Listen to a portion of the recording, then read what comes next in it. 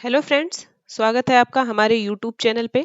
चलिए स्टार्ट करते हैं हम लोग अपनी क्लास को। आज के सेशन को स्टार्ट करते हैं। जैसा कि आप स्क्रीन पर देख रहे हैं, लिखा है DElEd third semester previous year paper. SST का हम लोग प्रीवियस ईयर पेपर सॉल्व कर रहे हैं, जिसमें 2017 का पेपर हम लोग अभी तक 3 पार्ट में देखे हैं। आज ये हमारा चौथा पार्ट है और लास्ट पार्ट हम इसको कह सकते हैं, क्योंकि इसके बाद 2017 का प्रीवियस ईयर का जो एसएसटी का पेपर हुआ है वो खत्म हो जाएगा। देखिए, आप लोगों को अगर पता हो तो एसएसटी का जो पेपर हम लोगों ने किया है, ठीक है। एसएसटी का जो 2017 में पेपर हुआ था वो 2 पेपर हुआ था।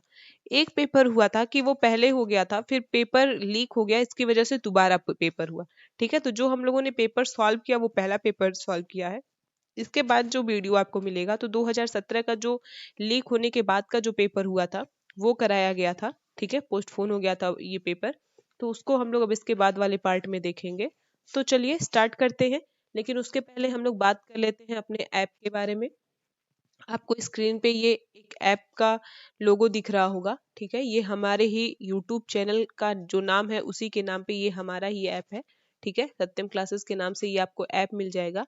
यहाँ पे आपको टीचिंग से रिलेटेड सारे कोर्सेज प्रोवाइड कराए जा रहे हैं, ठीक है। टीचिंग से रिलेटेड, चाहे वो टेट के लिए हो, ठीक, चाहे सुपर टेट के लिए हो, ठीक। और अभी प्रेजेंट टाइम में मेरे पास, या कह सकते हैं कि इस ऐप पर फोर्थ सेमेस्टर के सारे कोर्सेस आपको मिल जाएंगे, ठीक है। सारे कोर्सेस मिल जाएंगे, लेकिन रिसेंट में आपको मैथ और एसएसटी प्रोवाइड हो रही है, ठीक है। अगर आप इनको अलग अलग परचेज करना चाहते हैं तो आप अलग अलग भी इन कोर्सों को ले सकते हैं।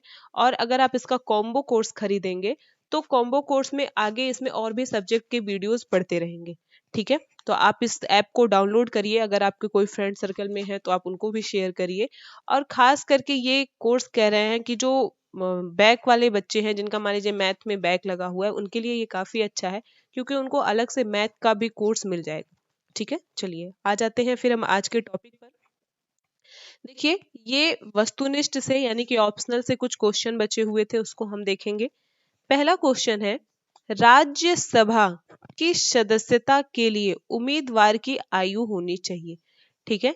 देखिए, यहाँ पे संसदीय प्रणाली, जो हम संसद की प्रणाली देखते हैं उसके बारे में बात कही जा रही है। आप लोगों को पता होगा कि संसद के 3 अंग हैं, ठीक है। संसद के कितने अंग हैं? 3 अंग है। जो पहला होता है, हम कह सकते हैं कि लोकसभा है, ठीक है, लोकसभा है। फिर लोकसभा के बाद दूसरी कौन सी सभा आ जाती है? राज्यसभा आ जाती है। और लास्ट में इन सबका जो पूरक के तौर पे हम मानते हैं वो राष्ट्रपति होता है, ठीक है, राष्ट्रपति होता है। तो आप लोग को पता होगा कि राज्यसभा जो होती है ये कभी भंग नहीं होती है, और ये उच्च सदन भी कहलाती है, ठीक है। तो उच्च सदन का जो चुनाव लड़ेगा, ठीक है, या फिर जो उम्मीदवार होगा उसका, तो उच्च सदन है तो उम्र भी उच्च होना चाहिए। अब ऐसा उच्च उम्र का मतलब ये नहीं है कि हम समझ लेंगे कि वो 100 साल का बूढ़ा हो, ठीक है। देखिए, लोकसभा निम्न सदन है तो लोकसभा के सदस्यों का जो उम्र है वो 25 वर्ष रखा गया है, ठीक है। लेकिन जो राज्यसभा है तो राज्यसभा के सदस्यों का जो उम्र है वो 30 वर्ष रखा गया है, ठीक। तो इस तरीके से जो हमारा पहला क्वेश्चन है उसका आंसर क्या सही होगा? बी वाला हमारा आंसर सही हो जाएगा, ठीक। चलिए नेक्स्ट क्वेश्चन पे आ जाते हैं। हमारा नेक्स्ट क्वेश्चन है, भारत ने अपनी मंत्रिमंडलीय प्रणाली किस देश से ली है, ठीक है। देखिए, जब हम पढ़ते हैं संविधान के स्रोत, ठीक है, संविधान के स्रोत, तो आपको पता होगा कि जो हमारा वर्तमान में संविधान बना है वो कई देशों के संविधान से मिलकर के बना हुआ है, या कह सकते हैं कई देशों के संविधान का हम लोगों ने अध्ययन किया। जो संसद बैठती है, ठीक है, या कह सकते हैं कि जो संविधान सभा बनी थी वो संविधान सभा ने बहुत सारे देशों के संविधान का अध्ययन किया, और बाद में हमारे लिए उस अध्ययन के बाद में जो जरूरी था वो हमारे लिए अपने संविधान में रख लिया, ठीक है। आप लोग को पता होगा कि 1935 का जो हमारा भारत शासन अधिनियम बना था, यहाँ से बहुत सारी चीजों को रखा गया है। अमेरिका से रखा गया है, रूस से रखा गया है, ठीक है, अमेरिका से, रूस से। तो ये बहुत सारी चीजें हमारे संविधान में अलग अलग देशों से रखी गई है, ठीक है। तो मंत्रिमंडल प्रणाली जो है ये हम लोगों ने लिया है ब्रिटेन से। कहाँ से लिया है? ब्रिटेन से लिया है। तो इस तरीके से हमारा कौन सा ऑप्शन सही होगा? ऑप्शन ए या अ हम कह सकते हैं वो सही होगा, ठीक है। आप हमको कमेंट में बताएंगे कि अमेरिका और रूस से हम लोगों ने क्या लिया है, ठीक है। ये बहुत इंपॉर्टेंट टॉपिक है, आप इसको जरूर बताइएगा। चलिए नेक्स्ट क्वेश्चन पे आ जाते हैं। नेक्स्ट हमारा क्वेश्चन है, राज्यसभा का सभापति होता है। ठीक है, देखिए अभी बताएं कि दो सदन है, लोकसभा और राज्यसभा। ठीक है, इसके बाद इसमें राज्यसभा का सभापति यानी कि राज्यसभा का हेड कौन होता है। तो आप लोगों को पता होगा कि जो भारत का उपराष्ट्रपति होता है वो राज्यसभा का सभापति होता है, यानी कि ये पदेन पद है। कैसा पद है? पदेन पद है। जो भारत का उपराष्ट्रपति होगा वो ऑटोमेटिक ही राज्यसभा का क्या हो जाएगा? सभापति हो जाएगा। ठीक है, इसके लिए कोई अलग से चुनाव नहीं करना पड़ता है। तो इस तरीके से हमारा जो तीसरा क्वेश्चन है, तीसरे का कौन सा आंसर सही होगा? ए वाला आंसर हमारा सही होगा। चलिए नेक्स्ट क्वेश्चन पे आ जाते हैं। नेक्स्ट क्वेश्चन है, निम्न में से कौन सा जोड़ा गलत है? अगर आप देखें तो यहाँ पे सब के सब मरुस्थल की बात कही गई है। ठीक है, सहारा मरुस्थल, थार मरुस्थल, सोनोराम मरुस्थल, महान विक्टोरिया। ठीक, ये सब मरुस्थल है। मरुस्थल का मतलब आप लोग समझ ही रहे होंगे, ये बारिश जो होगा वो औसत वर्षा बहुत कम होगी। ठीक है, तो पहला चीज देखिए, जो सहारा मरुस्थल है, ठीक है, सहारा मरुस्थल विश्व का सबसे बड़ा मरुस्थल कह सकते हैं गर्म मरुस्थलों में। तो ये मरुस्थल जो है ये अफ्रीका में पड़ता है। ये वाला तो बिल्कुल जोड़ा सही है, तो ये जोड़ा तो हो नहीं सकता है। थार का मरुस्थल जो है, देखिए ये वाला आंसर या कह सकते हैं ये वाला ऑप्शन हमारा गलत है। अगर आपको पता हो तो जो थार का मरुस्थल है ये दक्षिण अमेरिका में नहीं बल्कि कहाँ पर है? ये भारत में पड़ता है। कहाँ पर पड़ता है? भारत में पड़ता है। जब हम देखेंगे राजस्थान का ये वाला बेल्ट तो यहाँ पे आपको बहुत सारा कह सकते हैं कि एरिया ऐसा मिलेगा। राजस्थान का बहुत एरिया ऐसा है कि जहां पर पूरा का पूरा मरुस्थल है। ठीक है, या हम इसको कह सकते हैं कि मरुस्थली एरिया है। ठीक, ये देखिए यहाँ का एरिया मरुस्थली एरिया हो जाता है, तो थार का मरुस्थल भारत में पड़ेगा। तो हमारा ये वाला आंसर यानी कि बी वाला आंसर सही होगा। बाकी सोनोराम मरुस्थल जो है वो उत्तरी अमेरिका में है, तो ये भी ऑप्शन नहीं होगा। महान विक्टोरिया ऑस्ट्रेलिया में है, तो ये भी नहीं होगा। लेकिन थार का मरुस्थल कहाँ है? भारत में है। और ये ऑप्शन कौन सा, इसमें आंसर क्या दिया है? दक्षिण अमेरिका, तो ये गलत हो जाएगा। चलिए नेक्स्ट क्वेश्चन पे आ जाते हैं। तो आज का हमारा नेक्स्ट क्वेश्चन है, रेगुलेटिंग एक्ट पारित किया गया। देखिए ये रेगुलेटिंग एक्ट की बात कही जा रही है। ठीक है, रेगुलेटिंग, रेगुलेट का मतलब आप लोग समझ लीजिए कि एक तरीके से किसी के ऊपर शासन करना। ठीक है, किसी के ऊपर शासन करना। तो शासन करने के लिए एक पहला ये नियम बनाया गया, और ये बनाया गया था ब्रिटिश संसद द्वारा। किसके द्वारा बनाया गया था? तो ये बनाया गया था ब्रिटिश संसद के द्वारा। ब्रिटिश संसद के द्वारा। जब ब्रिटिश संसद को ये पता चला कि भारत में ईस्ट इंडिया कंपनी पश्चिम बंगाल में बहुत तबाही मचा रही है, मतलब बंगाल वाले एरिया में बहुत तबाही मचाना शुरू कर दी, तो ब्रिटिश संसद को एक मौका मिल गया कि वो भारत में अब ब्रिटिश ईस्ट इंडिया कंपनी की शक्तियों को कम करके अपनी शक्तियों को बढ़ाने के लिए। ठीक है, तो 1773 में सबसे पहले कह सकते हैं कि ब्रिटिश संसद द्वारा रेगुलेटिंग एक्ट को लाया गया। ठीक है, आप याद रखेंगे कि ब्रिटिश संसद द्वारा लाया गया था। क्यों लाया गया था? तो ब्रिटिश ईस्ट इंडिया कंपनी के अधिकारों को कम करने के लिए लाया गया था। ठीक, चलिए नेक्स्ट क्वेश्चन पे आ जाते हैं। बहुत ही अच्छा क्वेश्चन है। कंगारू आप लोग देखे होंगे, एक जानवर होता है और उस जानवर के पेट में एक थैला होता है। ठीक है, पेट में एक थैला होता है जिसमें एक वो अपने बच्चे को रख सकता है। ठीक है, बच्चों को रखने के लिए एक उसके पेट में थैला बना होता है, उसको कंगारू कहते हैं। ठीक है, ये ऐसा जानवर है कि ये बहुत दुर्लभ प्रजाति की, बताइए, पेट पे भगवान ने उसके ऑटोमेटिक पॉकेट बना दिया है कि भैया अपना पैसा रख के घूमो। लेकिन ये तो पैसे रखते नहीं है, तो ये अपने बच्चों को रखते हैं। ठीक है, बच्चों को सुरक्षा प्रदान करने के लिए ये अपने पेट पे, जो इनके पेट के ऊपर जो बना रहता है थैला, उसमें रखते हैं। ठीक है, अच्छा मैच आप लोग देखते होंगे तो आप लोगों को पता होगा कि ऑस्ट्रेलिया जो है, ऑस्ट्रेलिया के जितने खिलाड़ी उनको कंगारू बोला जाता है। ठीक है, या फिर कह सकते हैं कि जो ऑस्ट्रेलिया देश है इसको कंगारुओं का देश कहा जाता है। क्यों कहा जाता है? क्योंकि यहाँ पे कंगारू पाए जाते हैं, जाहिर सी बात है।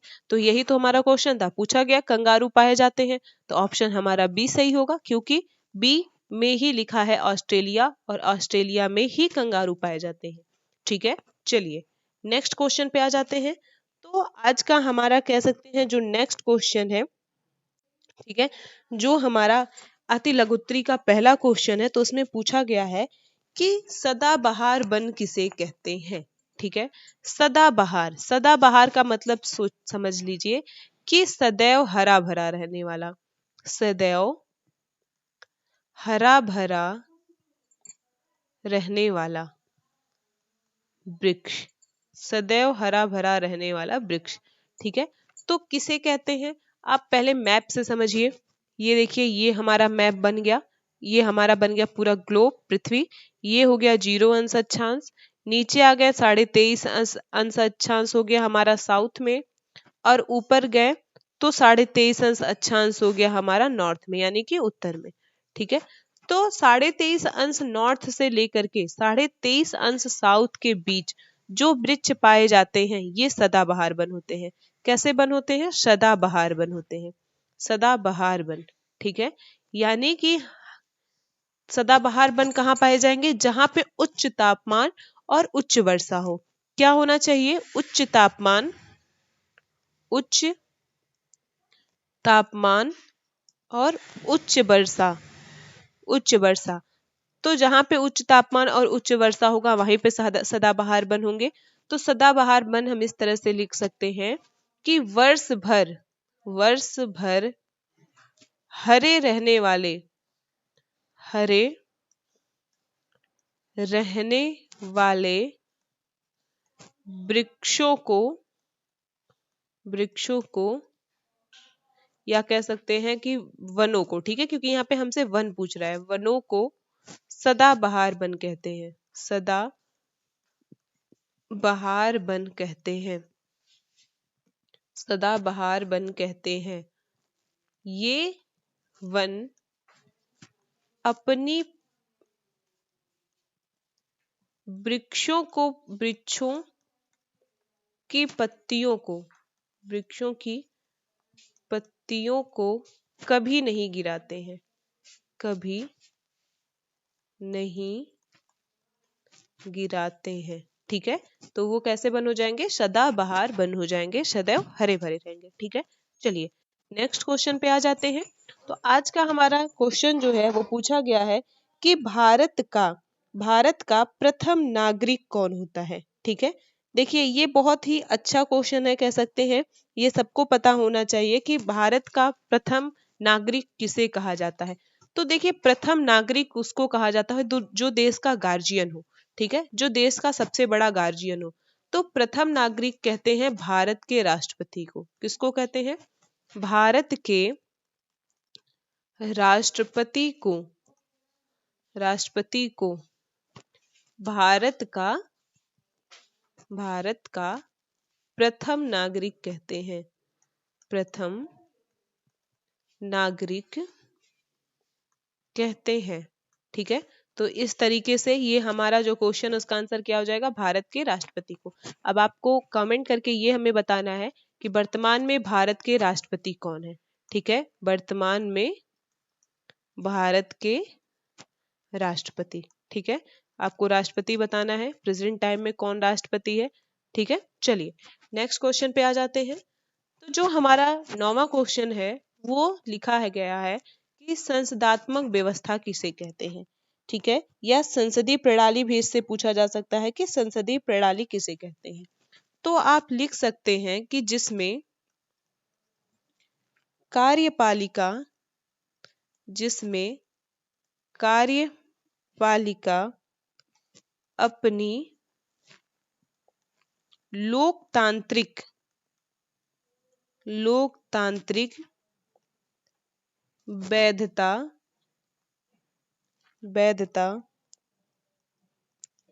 विधायिका के माध्यम से, विधायिका के माध्यम से प्राप्त करती है, विधायिका के माध्यम से प्राप्त करती है, और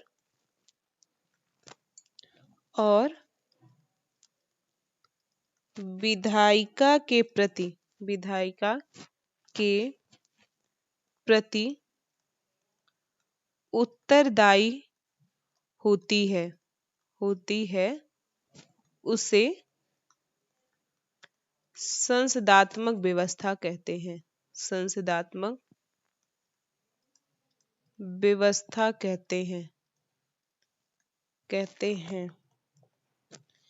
और एक पॉइंट और लिख सकते हैं कि इस प्रणाली का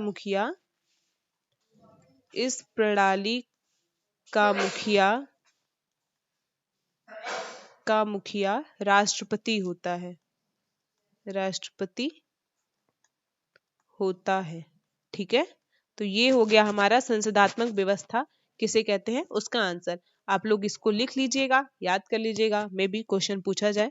अब बता दिए संसद के 3 अंग होते हैं। ठीक है, संसद के अंग 3 अंग हम बता दिए आप लोग को।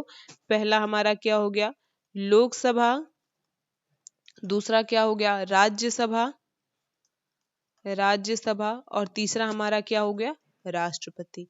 ठीक है, तो ये हमारे 3 अंग हुए। ठीक, चलिए नेक्स्ट क्वेश्चन पे आ जाते हैं।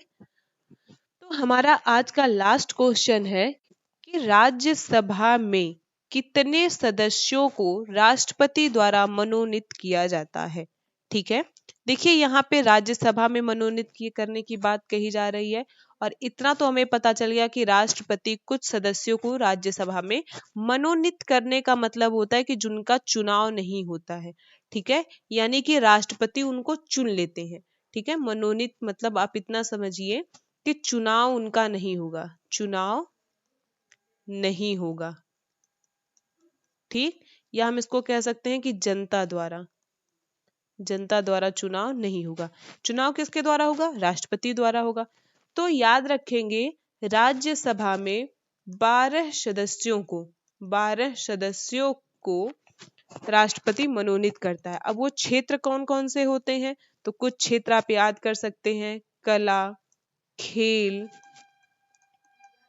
साहित्य, विज्ञान, अर्थशास्त्र इत्यादि। ठीक है, ETC, मतलब बहुत सारे ऐसे क्षेत्र हैं जहां से, देखिए मुख्य रूप से ये 6 क्षेत्रों से ही चुनाव इनका किया जाता है। बस आप इतना याद रखेंगे कि 12 सदस्यों का चुनाव या 12 सदस्यों का मनोनयन राष्ट्रपति करता है राज्यसभा में, और कुछ इसके क्षेत्र मैंने बता दिया जहां से इनका चुनाव किया जाता है। ठीक है, तो इस तरीके से देखिए जो हमारा 2017 का पेपर था, ठीक है, 2017 का जो पेपर था वो हमारा पूरा का पूरा खत्म हो गया। आज चौथा पार्ट खत्म हो गया, तो पूरा पेपर खत्म हो गया है। इसके बाद जो दूसरा पेपर हुआ था उसको हम लोग अब नेक्स्ट वीडियो में सॉल्व करेंगे। 2017 का हम उसको पार्ट 2 करके या फिर कुछ भी ऐसे करके हम उसको डालेंगे। ठीक, आप प्लेलिस्ट में जा करके उसको पूरा देख सकते हैं। और दूसरी चीज, मैं ऐप के बारे में एक बार फिर से आपको बताना चाहूंगी कि आप हमारे ऐप को इंस्टॉल कर सकते हैं जा करके प्ले स्टोर से, और वहां पर आपको उस ऐप के अंदर बहुत सारी फ्री स्टडी मटेरियल आपको मिल जाएगी, जिसमें आपको कह सकते हैं कि जो भी आप सेमेस्टर कर रहे होंगे, जिस भी सेमेस्टर में होंगे, उस सेमेस्टर से रिलेटेड आपको सारी बुकें वहां पे मिल जाएंगी। और साथ ही साथ जो प्रीवियस ईयर क्वेश्चंस पेपर होंगे वो सारे क्वेश्चन भी वहां पे डाले जा रहे हैं, तो वो भी आपको मिल जाएगा। ठीक है, फ्री स्टडी मटेरियल में आपको बहुत कुछ मिल जाएगा। और साथ ही साथ आप जो हमारा कोर्स है, आप उस कोर्स को कुछ टाइम फ्री देख सकते हैं। ठीक है, तो आप उसको इंस्टॉल करिए अपने मोबाइल में। ठीक है, कोई प्रॉब्लम होती है आपको तो आप हमसे कांटेक्ट कर सकते हैं, आप हमको कमेंट कर दिया करिए, बात कर लेंगे हम। ठीक है, चलिए मिलते हैं अपने नेक्स्ट वीडियो में, तब तक के लिए थैंक यू फ्रेंड।